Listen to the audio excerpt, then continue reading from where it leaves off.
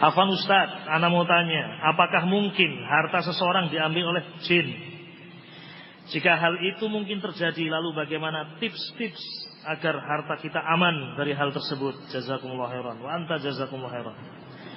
Harta seorang diambil oleh jin, syaitan mungkin. Kalau setan bisa setan manusia, bisa setan apa? Jin. Kalau jin ya mesti makhluk itu yang tidak bisa dilihat dalam bentuk aslinya. Dalilnya adalah kisah sahabat Ubay bin Ka'ab radhiyallahu taala anhu. Kisah sahabat Ubay bin Ka'ab radhiyallahu taala anhu. Ketika beliau menceritakan beliau memiliki sebuah tempat yang besar, jurnun kabir, yang berisi makanan beliau, korma atau yang lain. Hal yang mengherankan beliau adalah berkurangnya makanan beliau ini. Berkurang, padahal tidak pernah beliau ambil. Maka beliau mencoba melihat apa yang terjadi. Di suatu malam, ya, diintip ini oleh sahabat Ubay bin Ka'ab. Tiba-tiba datang sesosok makhluk seperti anak yang belum balik. Ya. Baik, mendekati tempat tadi dan mengambil makanan. Maka didatangilah oleh Ubay bin Ka'ab. Didatangi, diucapkan salam, bukan malah lari, ya. Didatangi, assalamualaikum, dijawab waalaikumsalam. Ketika melihat tangannya, ternyata tangannya tangan anjing, bulunya bulu anjing, tapi wajahnya wajah manusia. Maka jelas ini bukan manusia, tapi apa? Jin. Baik. Kenapa kamu mencuri? Kata dia, saya mendengar engkau ini orang yang dermawan, maka saya ingin ngambil. Kamu ini orang dermawan. Kemudian Ubay bin Ka'ab mengatakan, apa yang menjadi sebab yang menghalangi kalangan jin mengambil atau mengganggu kita?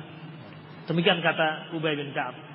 Maka dijawab oleh jin ini, baca ayat kursi di waktu pagi dan baca ayat kursi di waktu petang, maka akan diselamatkan dari gangguan jin. Kemudian dilepaskan oleh Ubay bin Ka'ab. Dia butuh makan, dilepaskan oleh Ubay bin Ka'ab. Tetapi Ubay bin Ka'ab tidak percaya dengan berita ini. Berita dari orang yang fasik, bukan sumber syariat.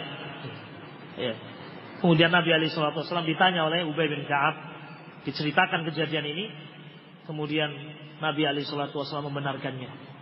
Maka di antara tips atau apa yang disyaratkan oleh Rasul adalah antaqra'a ayat al-kursi sabahan wa masa'an. Baca ayat kursi di waktu pagi. Kapan waktu pagi? Setelah masuk subuh sampai sebelum tenggelam matahari. Batasnya adalah apa? Terbit matahari. Subuh sampai terbit matahari. Ini waktunya. Di antara itu cukup sekali dibaca. Dengan penuh keyakinan, dengan penuh harapan kepada Allah. Dan baca di waktu petang sejak masuk waktu asar sampai tenggelam matahari. Sampai tenggelam matahari.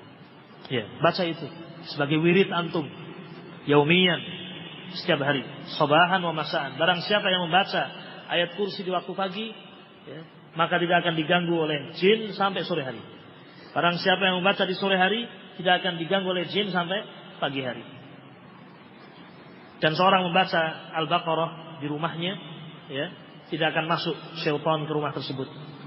Fa inna syaitan yanfiru minal bait alladhi yuqra'u fihi suratul Baqarah. Sesungguhnya syaitan akan lari dari rumah yang di situ dibacakan surat Al-Baqarah. Nah.